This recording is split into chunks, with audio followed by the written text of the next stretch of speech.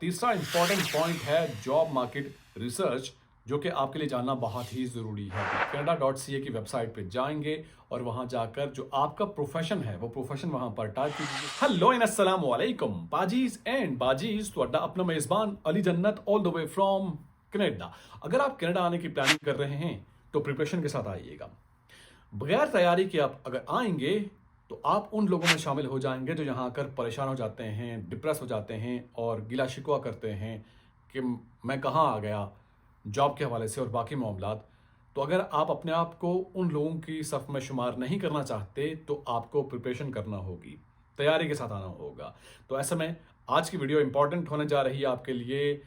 Immigration tips मैं आपके साथ शेयर करने जा रहा हूँ और ये इंपॉर्टेंट टिप्स मैंने हासिल की हैं। इमिग्रेशन लॉयर हैं barrister Usman Mahmood, CKM law. Basically वो लीगल ओपिनियन प्रोवाइड करते हैं और रोज़ाना की बेसिस पे वो इमिग्रेशन के मामलात को डील करते हैं। तो ये टिप्स, इमिग्रेशन टिप्स मैंने उनसे हासिल की हैं, यकीनन जो आपके लिए यूज़फुल होने जा रही हैं। तो सबसे पहले बात करते हैं पहली टिप की, जो कि है रिसर्च एलिजिबिलिटी। आपने अपना एलिजिबिलिटी क्राइटेरिया सबसे पहले देखना है और आपने ये चेक करना है कि कौन सा इमिग्रेशन प्रोग्राम आपके लिए बेहतर रहेगा। ये इसलिए मैं आपसे शेयर कर रहा हूं कि इमिग्रेशन के प्रोग्राम हैं उनमें तब्दीली वाकई हो रही है। यानी कनाडा की जानिब से जो इमिग्रेशन का जो प्लान है और जो प्रोग्राम्स हैं, लास्ट वीडियो जो मैंने आपके साथ शेयर की थी AAIP से मुतालिक, जिसको टिल फर्दर नोटिस इसको पॉज कर दिया गया है। तो ऐसे में ऐसा ना हो कि आप किसी एक प्रोग्राम को लेकर तैयारी कर रहे हैं और बाद में आपको मालूम पड़े। तो आपके लिए जानना बहुत ज़रूरी है कि कौन सा इमिग्रेशन प्रोग्राम आपके लिए बेहतर रहेगा। इस बारे में पहले से रिसर्च होनी चाहिए। पहला पॉइंट ये हो गया।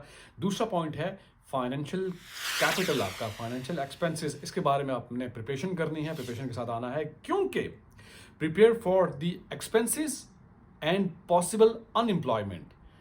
यहाँ पाएंगे जो लोग सोचते हैं कनाडा जाते ही उनके सारे मसलों का, सारे जो दुख है उनका मदावा कनाडा पहुँचते ही हल हो जाएगा। ऐसा नहीं होगा। यहाँ आके आपको 1 महीना, 2 महीने, 3 महीने, 6 महीने तक शायद आपको जॉब ना मिले।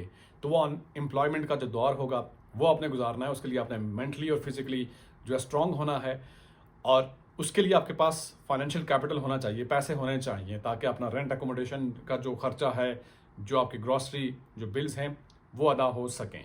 एक ज़रूरी बात याद रखिएगा कि अगर आप अपने आप को वर्स्ट कंडीशन को अपने माइंड में रखते हुए अगर प्रिपरेशन करके आते हैं, आप तैयारी करके आते हैं, अगर हालात बहुत ही ज़्यादा ख़राब हो गए तो मैंने इस तरह से सर्वाइव करना है, इस तरह से अपने आप को हैंडल करना है, तो यकीन मानिए आप लाजमन कामयाब होंगे। चूँकि अच्छा वक्त तो सभी के लिए आता है, लेकिन मज़ा तब आता है कि आप बुरे जो ख़राब टाइम चल रहा होता है उसमें आप सही डट के मुकाबला करते हैं, तो यकीनन कामयाबी आपके कदम चूमती है।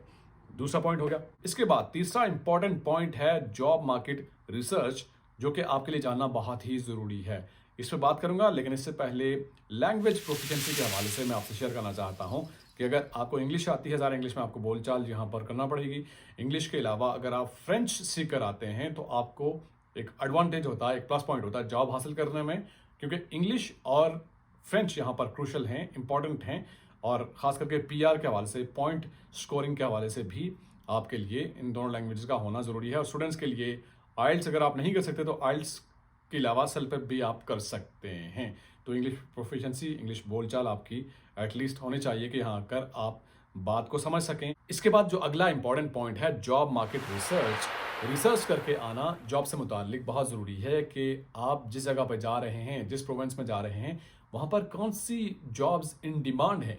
और ये कैसे मालूम होगा?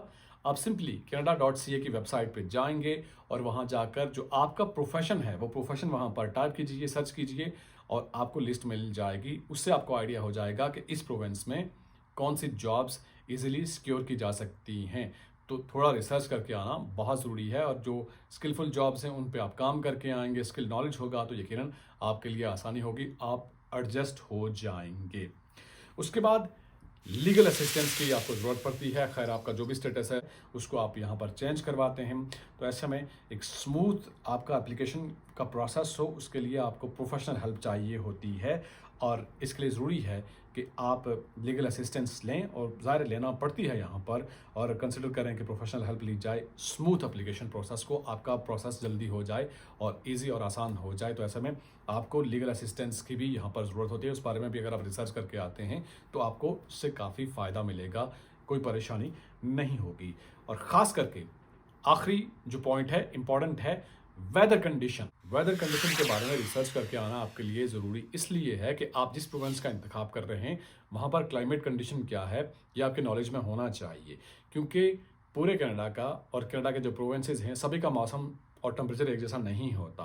तो आप किस प्रोविंस का इंतखाब करते हैं उसके बारे में आप देखिए वेदर कंडीशन वहाँ पर कैसे हैं और उसके अकॉर्डिंगली आप तैयारी करके आइए, प्रिपरेशन करके आइए। और अगर आप अटलांटिक प्रोविंसेस और अल्बर्टा की तरफ आते हैं तो आपको विंटर हार्श मिलेगा। अगर आप जाते हैं ब्रिटिश कोलंबिया तो आपको ज़बरदस्त मॉडरेट मौसम मिलेगा। अगर आप जाते हैं ओंटारियो साइड पे तो आपको वहाँ पर भी बेहतर मौसम मिलेगा, दरमियाना दर्जे का मिलेगा। और अगर आप क्यूबेक जाते हैं तो ज़्यादा सर्दियों में सर्द और गर्मियों में बेहतर मौसम आपको मिलेगा।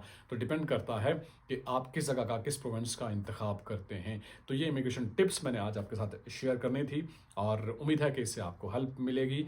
और नेक्स्ट वीडियो किस टॉपिक पे हो ज़रूर सजेस्ट कीजिएगा कमेंट बॉक्स में। और बहुत शुक्रिया कि आप अपना फीडबैक देते हैं, अपने कमेंट्स से मुझे आगाह करते हैं। और जो मेरे नॉलेज में जो चीज़ है वो मैं आपसे शेयर करता हूं, जो नहीं है उसका मैं जवाब नहीं दे सकता, लेकिन आपके फीडबैक का और जुड़े रहने का बहुत बहुत शुक्रिया। आपसे मुलाकात होगी नेक्स्ट वीडियो में। टिल देन मेरा और आपका अल्लाह मालिक।